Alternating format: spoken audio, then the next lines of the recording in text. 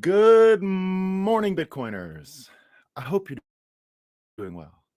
I'm doing great. I'm loving my life. Who could complain on a day like today, right?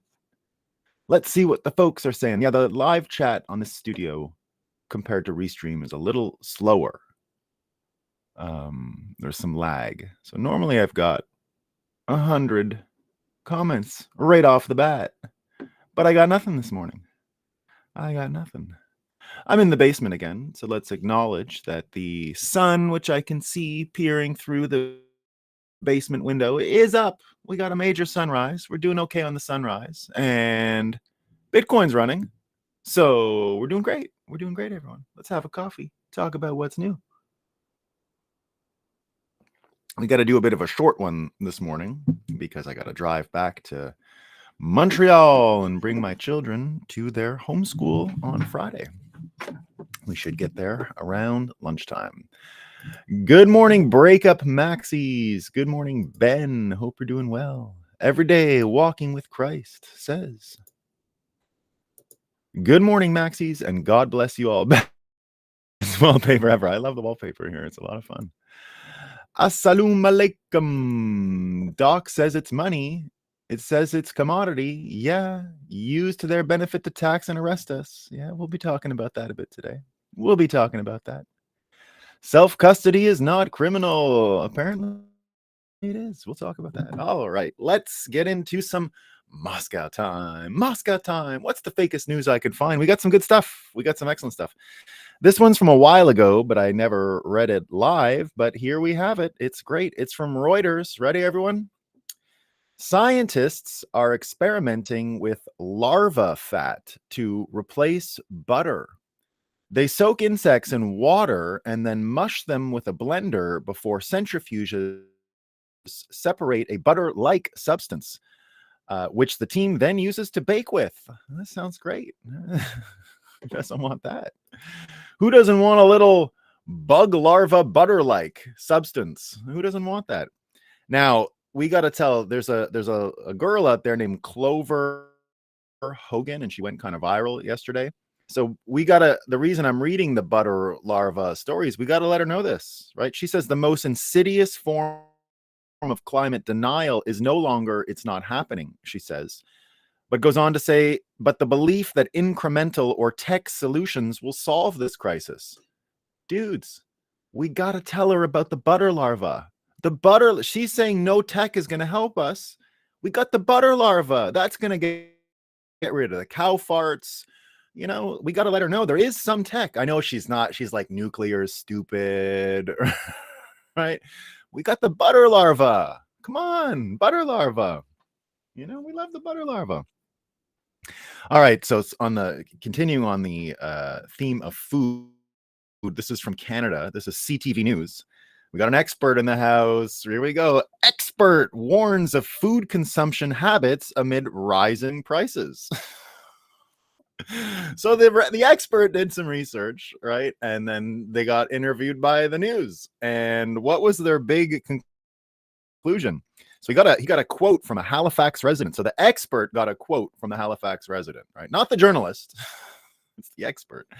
And he says this. He says, Halifax resident Albert Kinslow regularly consumes food he knows could be unsafe because he no longer has another choice. Listen to what the expert has concluded through this guy's statement. It's because of my meager finances and my inability to find affordable food. What an expert. So the expert let us all know that food is expensive and new choices arise because of it. Expert on food. The food expert. Food's expensive because of it. Inflation has made food expensive. I'm an expert. So good. Oh, it's good. Well, I got bad news for you all. I know you like to be clean, right? I know you like that. I know if I got some Japanese people here, you probably take a shower a day, right? I lived in Japan. I know they take a shower every day. If you guys haven't seen the Shogun series, which ended this week, it's excellent. I recommend it to everyone. And there's a whole thing about the European guy learning about how to take a shower every day, right? Because they laughed at them for not. But I got bad news for you all. I got bad news. New York Post writing, daily showers are purely performative, guys, and have no real health benefit. Experts insist. Guys, don't do it. Don't take a shower. It's performative. It's not for your health. It's not to be clean. Come on. Cleanliness, not really that healthy. Now think about that shower thing, because it might be a solution to the election problems in India.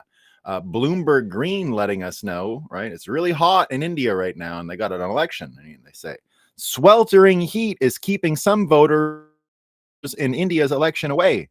David Fickling says changing the system is a risk worth taking.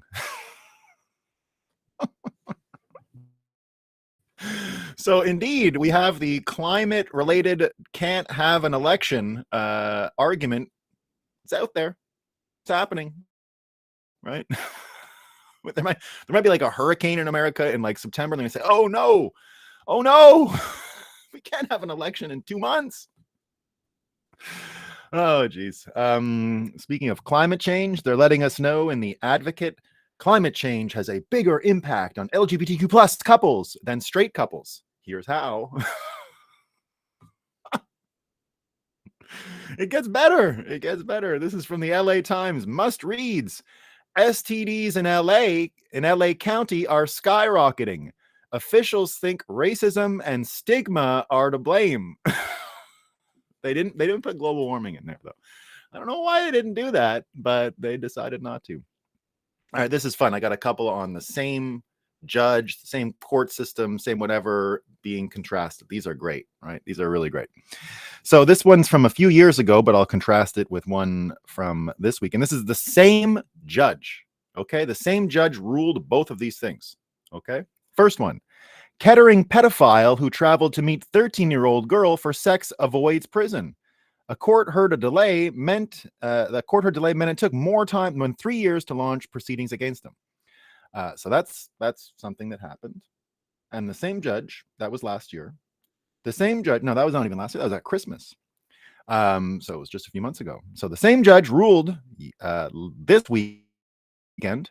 Woman jailed for 10 weeks after racist rant at taxi driver in Northampton. The judge told her it's the easiest thing in the world to pick on somebody of color when getting upset about something.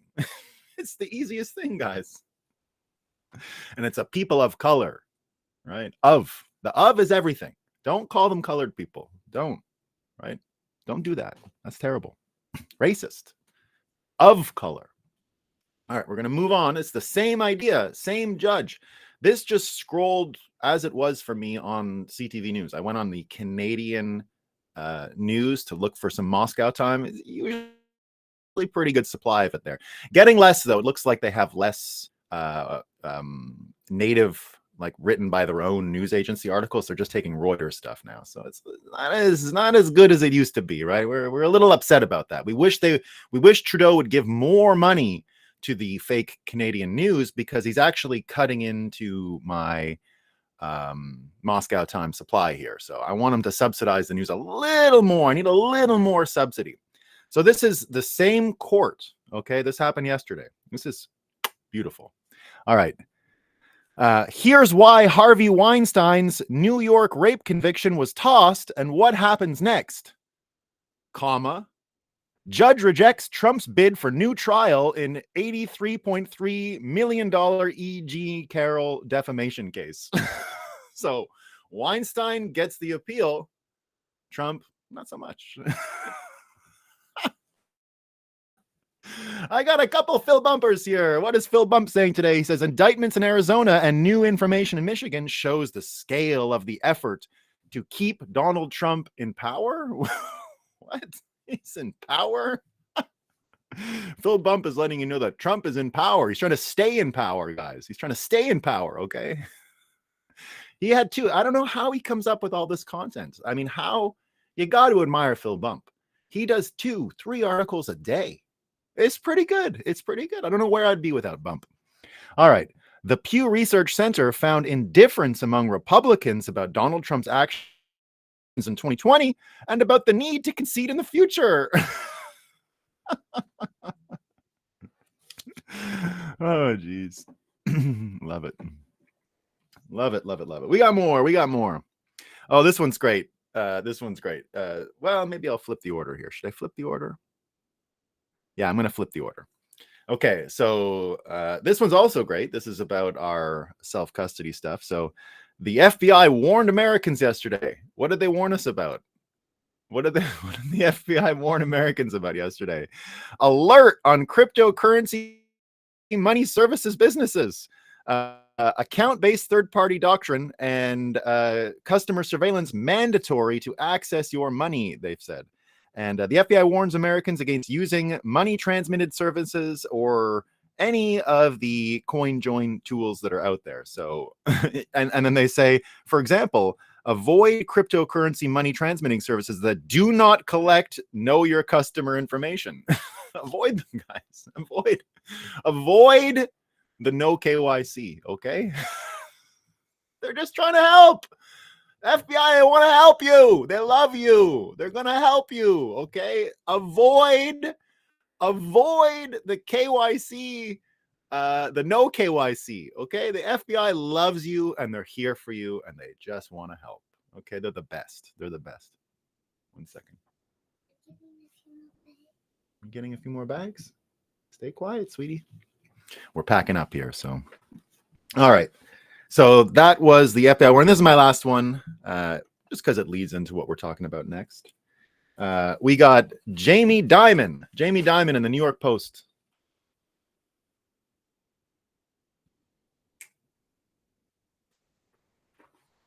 Jamie Dimon says, U.S. economy is unbelievable and booming. Thanks, Jamie. But I guess he's got to talk about the U.S. economy in that way because things aren't going so well for JP Morgan abroad, right? What's happening to JP Morgan abroad? Well, it turns out that Russia is seizing $440 million from JP Morgan. And a lot of people commenting on that today. We got AJ Antoni. He's a lawyer, I think. He says, abandoning sacrosanct nature of the dollar to virtue signal against Russia is turning into an unmitigated disaster. As U.S. moves to illegally confiscate, steal Russian assets, Russia is returning the favor with JP Morgan in the crosshairs and more to come. We love it. We love it. All right. The redheaded libertarian commented on that as well. She said, first, the absolute clowns in D.C. devalued the dollar by 20%, and now they're taking 100% if they don't like you. That's what happened to the Russian people. But now Russia is doing the same thing to us. It's a global game of tit for tat, and the dollar loses because it's no longer a sure thing. We love it. We just love it, right? So the whole Russia confiscate money and everything like that, and just Russia being put into this position almost in a completely opposite role that it was during the Cold War, right? So it looks like there's a kind of flippening happening with these parties, America and Russia. We're going to talk about the tax plan that Biden unveiled yesterday and what it means. It's pretty funny.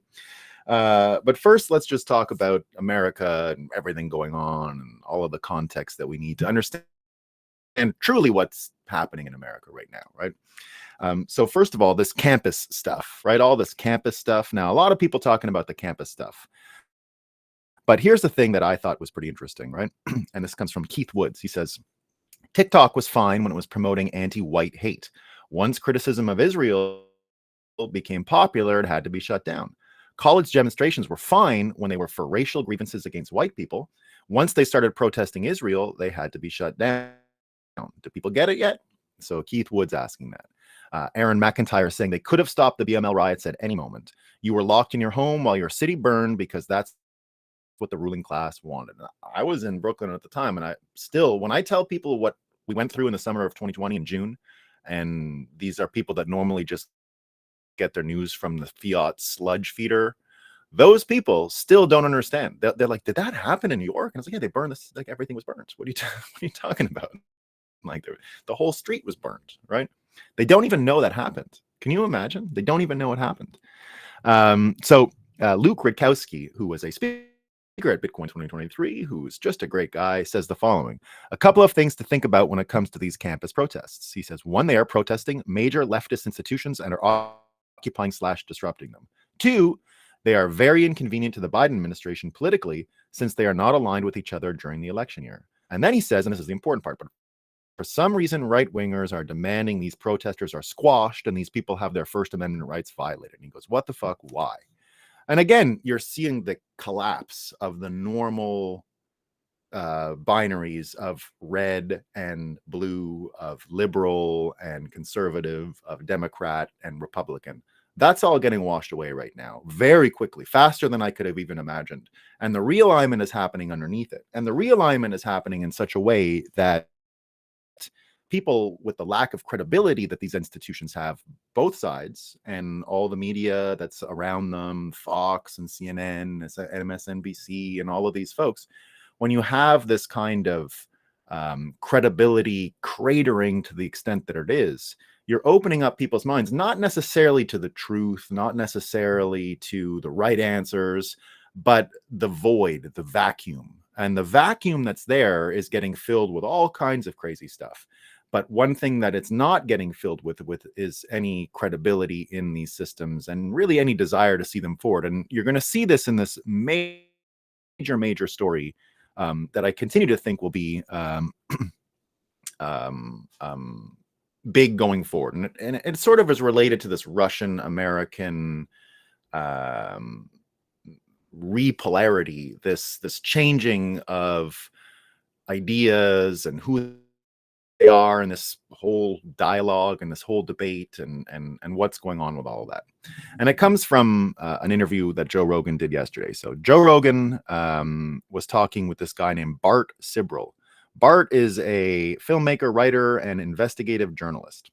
And he says the following: if the corrupt federal government is willing to kill their own duly elected president, if they're willing to needlessly kill 58,000 of their own soldiers in Vietnam, I don't think they have a problem faking an image of the moon on television. Sibrel claims the CIA killed JFK, citing Bobby Kennedy Jr.'s long work on the matter, and that the CIA fabricated the Gulf of Tonkin incident, which propelled America into the Vietnam War and unjustifiably led to deaths of 3 million people and 58,000 American soldiers. But indeed, this idea now of the moon landing, now I don't even know, right? There was a time when I would have never, ever doubted the moon landing.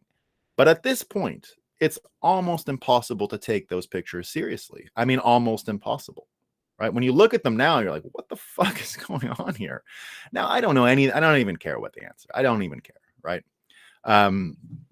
What it means, though, is that this void, this vacuum that's there, that isn't getting filled by any expert credibility or any of these people, is just going to continue to consume people's minds. And as it consumes people's minds, there's almost no way to consolidate people's opinions any longer, to consolidate and coordinate how the American people move in some form of unison. That seems over, and it doesn't seem like it'll be able to come back. So when you see this moon landing story and people questioning it and people questioning everything out there these days, right? And then you hear Biden's plan for taxes, which they did yesterday. So the taxes yesterday that he announced are one of the funniest things you're ever going to see. So lots of people talking about it yesterday. If you don't know the tax plan that he came up with, he's going to do, I think, a 25% unrealized capital gains tax. He's going to do a 40-something% capital gains tax in general, which is like a doubling in America, right? Depending on how you hold it and how long you hold it for. So Willie Woo says the following. He says, freaking out over Biden's 25% unrealized profit tax. He said you need $100 million in assets. So don't worry about it. Like, if you don't have $100 million, they're not going to tax you. And he goes, it'll just blow up the stock market. So this is Willie Woo saying, nuke all your investments and the entrepreneurial class will leave like pilgrims to the new world away from U.S. oppression. You won't be impacted, apart from needing to join the homeless zombie hordes as all your savings go to zero. And a few other people were picking up on this as well. Balaji had, I think, the best take. He says, think about it. They're forcing you to liquidate valuable stock for increasingly valueless dollars, which they can print. If you chase it through, the entities with the dollars to buy such huge stocks are backstopped by the Fed. He says it's backdoor socialism, backdoor nationalization of U.S. industry.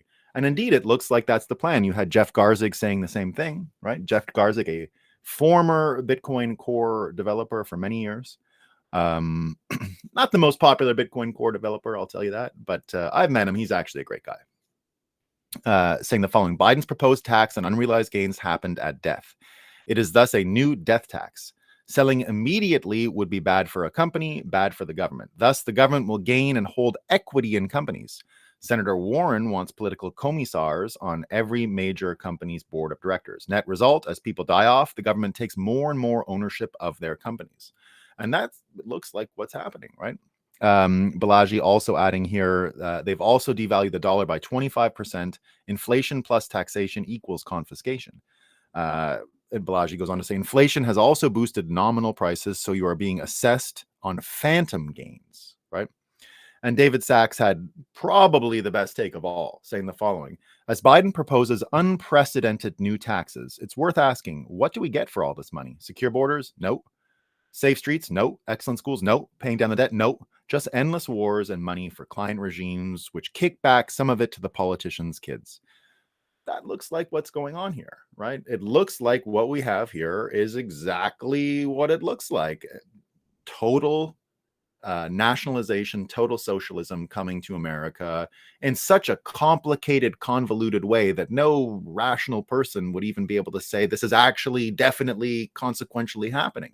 It's so mixed up with things that only folks like you that come to the Breakup every day can even understand. It's just way too complicated for the average NPC sludge person to understand what's going on here. So you're telling me if the tax on rich goes up, the government's going to get this? It's too complicated, really too complicated, right? But it doesn't matter in a sense, because the credibility of these people is at an all-time low, and their ability to lead any of this stuff seems like it's going to fail and become, a laughingstock joke. So at the same time this is happening, what is this? You can run from taxes, but you can't hide. Citizen-based taxation of America is real. I can hide from it. I don't have to pay taxes. I just don't spend time in these places. It's that easy, Philippe. Really not complicated, right? I don't spend 6 months in Canada, so they don't have the right to tax me. I'm not an American citizen, so I don't spend enough time in America. I pay some property taxes. And then I just fuck off to the rest of the world for the rest of the time, and they can all screw themselves, right? So it's your duty now at a certain point in this war, and that's how I feel about it, right? My tax strategy is literally there to not fund these people anymore. It's not just a form of protest, it's a form of rebellion, and I won't be involved in this tax birth certificate collateralization scam anymore, right? It's just not going to happen. And I think more and more people are coming to that point. More and more people, as this fuckery goes on over the summer and into the election season, if they do the India plan, it's too hot to vote, too hot to have elections, then you're going to see, I think anyway, a mass scofflaw of the tax code in America to such an extent that it won't be able to perpetuate. They'll just print money. It's not going to be the end of the world for the fiat system, but it will be a fatal blow to how Americans participated and how aware they are that they're fueling this kind of cartel business around the world.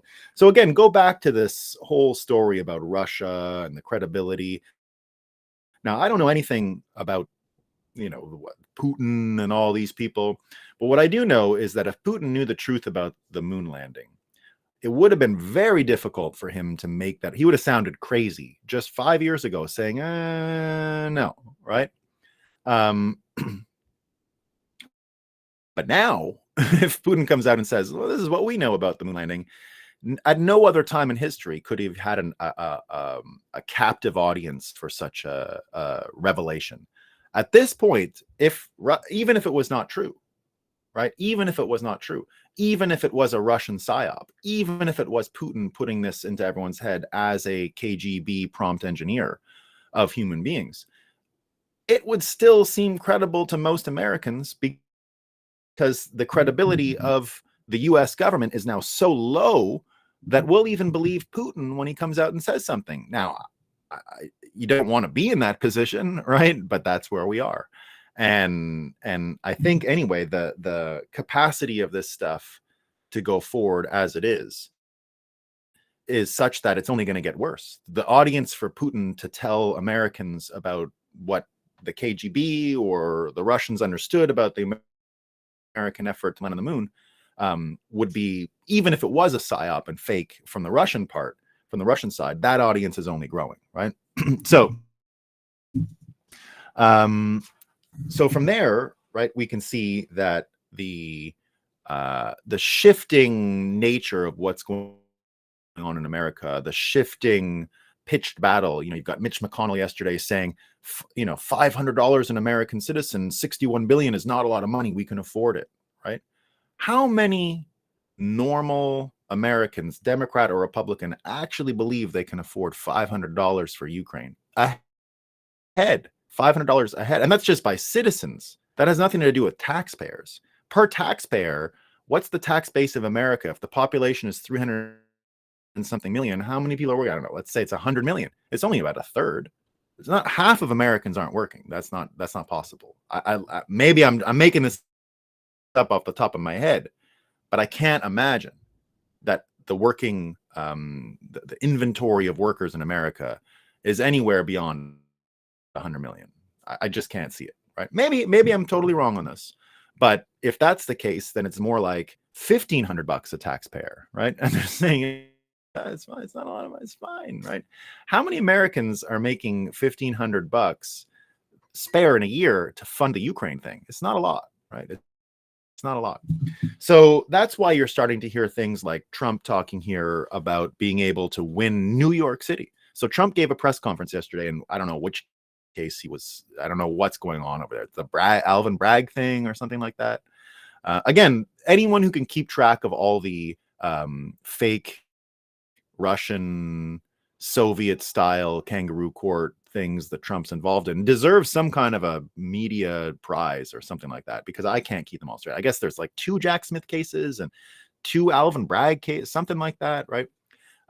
Meanwhile, he's got the immunity thing going on in Florida, or going on with the Supreme Court, where the actual best case for Trump is being made by Alvin Bragg and the Stormy Daniels porno story, right? So he's sitting there saying, I need immunity because people will go after me for no reason. And at the same time, you've got Alvin Bragg, where they couldn't even figure out, the defense had to tell the judge yesterday, we don't even know what we're defending. Like, what's the crime? Where's the crime coming from? Who did the crime? What is even the crime we're here for? And they actually didn't know.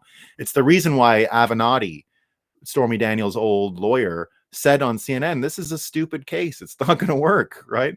So now I don't know what they're going to do with the immunity case, but it does look like the Stormy Daniels porno case is as dumb as it sounds. So you've got this opportunity again where the credibility of these institutions is an all-time low. And Trump is out there saying the following. He says, I think we have a good chance of winning New York. He says, we're going to give it a big play. We're going to the South Bronx to do a rally. We're going to do a rally at the Madison Square Garden. He says, we believe. We'll see if they let him do it. At the same time, you've got, I've been talking about Bill Ackman for a long time, right? I told you in 2024, Jeff Bezos and Bill Ackman are going to become Bitcoiners. That's a prediction I made last autumn. Well, Bill Ackman changing exactly who he is very quickly here, and is now telling Laura Loomer yesterday that he's open to voting for Trump. That's how much stuff is changing, right? Bill Ackman now getting targeted by the taxation of the Biden regime through his war against the U.S. colleges and all that stuff is now in, changing. So, and there's a lot of good news. We have, despite all of this craziness, the actual realignment that Americans need between rich and poor, not black and white, Republican and Democrat, really between the people who have fiat access and the people who don't have fiat access, which is really a populist art. No, okay, everyone out of here. Now, kids. So it's really a populist thing that we're seeing the realignment happen with, which is great, right? Because we can tell from the 2008 financial crisis, in the same way that you can see conspiracy theorists go up in 1964, and pretty much the reason why they were able to run cover on the moon landing, whether real or not, who knows?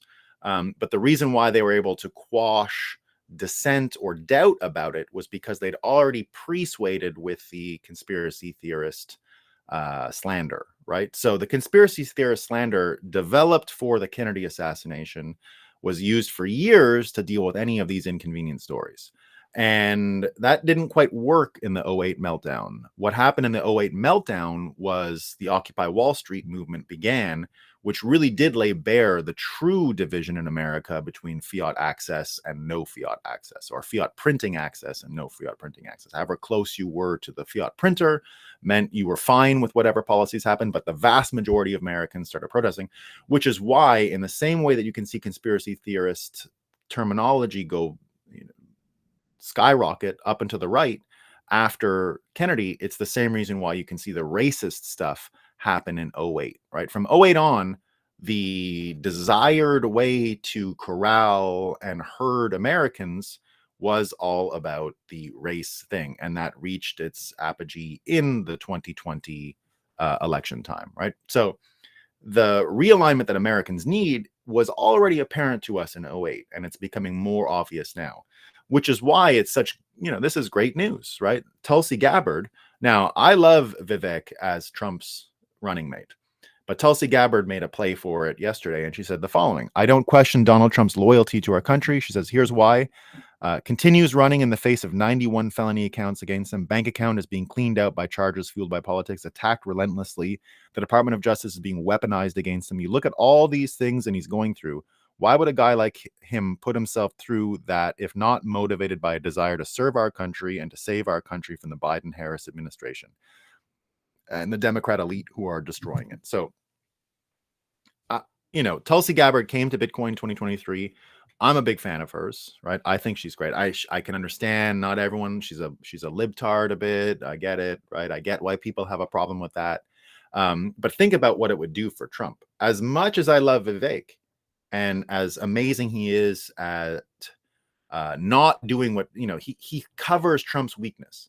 Trump's weakness is he causes mental illness in people as well, right? He causes TDS with the way he is. Now, you can't have him change because the way he is why people love him as well.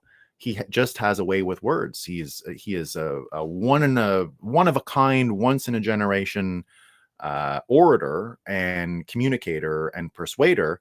And there's no way of changing the way he does it. It's too good and too highly skilled. But because of the way the knife cuts, some people love it and it causes mental illness in others.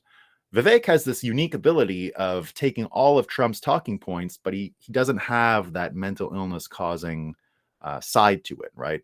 You never find yourself saying, well, this is what Vivek really meant, right? You don't ever have to do that. Vivek is so good at explaining complicated policies that he's really, in my mind, Vivek is a lot more like Bill Clinton than anyone that I've ever seen, right? He really reminds me of Bill Clinton and his ability to take complicated policy things and rework them and turn them into something that every American can understand. Bill Clinton had a kind of populist aspect to him. Now, I understand all the problems with Bill Clinton, so I'm not here telling you I love Bill Clinton or anything like that, right? But I can acknowledge his skills, and he was one of the most skilled politicians you're ever going to see. Just like Trump or several others, I don't think you can actually be in a room with Bill Clinton and keep your own opinion, whatever it is, on any subject. He's just too persuasive, too manipulative. I don't think you're capable, in the same way that I don't think any of us, myself included, would be capable of holding my own opinion if I was in a private conversation with Donald Trump. He would just as easily change your idea about something because of his persuasion abilities. And so I think that Vivek does it the same way that Clinton does it. They have a very similar skill set in my mind. Like popular, friendly American high school type communicators, right? That's kind of what they remind me of. People who could be friends with everyone in the complicated environment of US high schools, where it's pretty cutthroat and pretty difficult. You got to be a jock, you got to be this, but he was none of those things. And there are people who are able to do that in a way that makes everyone happy and they fit in perfectly. And so he has that ability. But Tulsi brings something else altogether. And it, I think, would be an attractive situation for Trump. I don't think we need it, but it's still good news that she's speaking like this and getting active and getting interested. And she's a Bitcoiner, so we love her, right? We love that. So the other great piece of news that happened yesterday, and it doesn't sound like great news at first, but again, it will change the entire dynamic of what we heard with the Fiat situation and really the cost of violence, right? So the cost of violence is what allowed for the collusion of the military industrial complex, the politicians, and the media to be able to assert this American hegemony over the past 80 years. But what we see now with the Houthis and the others and the war in Ukraine, and something I predicted from the day the Ukrainian war started, is that we would see things in that war that would make us completely recalculate what war is, what it costs, how you conduct it, what goes on. And that was because of the drones. So yesterday, Palmer Luckey, Bitcoiner, who we love, he's the guy who sold the Oculus Rift originally, or the whatever they call it, the glasses, to Facebook. And then they fired him because he was a Trump supporter back in 2015 or 2016. So he went away after he built the glasses and built a drone military contracting company. And he got a sweet deal from the military industrial complex yesterday. This is what he says. Impossible to overstate the importance of this win. Please spread the word. Anduril is proving that with the right team and business model, a 7-year-old company can go toe-to-toe with players that have been around for 70 plus years. The real winner, he says, the United States of America. I'm going to correct Palmer Luckey a little bit. The real winners are the populists and the people that want to end the military-industrial complex, because him getting this money means he's going to be able to build tools that will empower individuals, in some cases warlords, in some cases cartels, in some places not the U.S. military at all. But it doesn't matter, because he's inventing the things that are going to change the cost of violence to such an extent that having a national army isn't going to be enough to back a fiat currency anymore. Again, whenever anyone tells you, what's Bitcoin backed by, or a Bitcoiner saying the US dollar is not backed by anything, it's just the full faith and confidence, that's part of it, right? But it is backed by the US military. We understand that, right? When you see these flotillas of aircraft carriers and helicopters and Black Hawks and jets and all that stuff, that's what backs the dollar. And it's a real thing. Don't ignore it. It's real, right? And that's the reason why it made it to where it is. But if you change the cost of violence, like the sovereign individual explained already with gunpowder versus swords and the knights, that's what turned professional warlord armies from feudal lords into something else, national standing armies with guns and stuff like that. That's what changed it, right? It was easier to finance war from a consolidated, centralized position because of the way war worked. It wasn't possible to do that when it was all swords and steel. So what we're seeing with all of this proliferation of the drones is going to be a recalibration of the cost of violence. And the net of that is that the standing armies just won't have the same power and control and authority they had before, which means with the credibility of the justice system, with the credibility of the media, with the credibility of the government coming down, there's probably nothing stopping a realignment of the American population. And people like Palmer Luckey are there for it, right? So we're lucky that it's happening. And it looks like the moon landing and the doubts Americans have in all of their institutions are piling up so much, so intensely, that the fiat apocalypse is now unavoidable. I don't think there's any way of getting out of this for them. It's either going to take a very short time or a little longer, but it is now inevitable. And that's it. There's no solving it. There's no putting it back in the tube. Looks like we're going to win, guys. Looks like we're going to win. And Palmer Luckey is going to be there for it. Veterans, Tulsi, yeah, that's what I'm saying. Tulsi as a woman appeals to half of the demographic. She does. And she kind of gives you an excuse if you're a woman to forgive Trump, let's say. Right? So, and again, look, I'll always tell you this, and I believe it, right? Trump is a bully, right? He is a bully. And there are people, women sometimes, that can't handle that. You always got to give people that space with Trump, right? That if you force them into loving Trump, it's not going to work. But if you trick them, like with a woman running as his VP, it'll be easier, right? It'll be easier. All right, Fiat, proof of war, Muslim Bitcoiner says. Indeed, indeed. What's going on here? Did I not get this? All right, team, I got to go a little earlier today because we got to get out of here. But I'm going to read a couple of these comments. Muslim Bitcoiner saying innovation is leaving the USA, getting replaced with cheap labor by illegal immigrants. Yeah.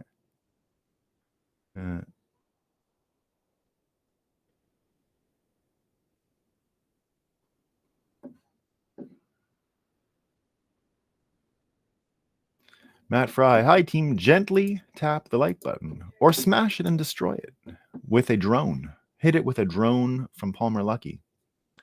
We love it. We love it. Daniel, apocalypse means unveiling or revealing. Yes, that's exactly what it is. Yeah, that's the way we're going to be talking about it. Veterans Cannabis says Moscow Times report circus of clowns not writing news headlines. So good. All right, everyone. All right, everyone. All right, I can't read all these. We got to go. All right, team. Thanks for coming this morning. It's a short one, but we got to hit the road. We got to get out of here. We got to pack the car and we got to do all that stuff. All right, everyone. Peace. See y'all Monday.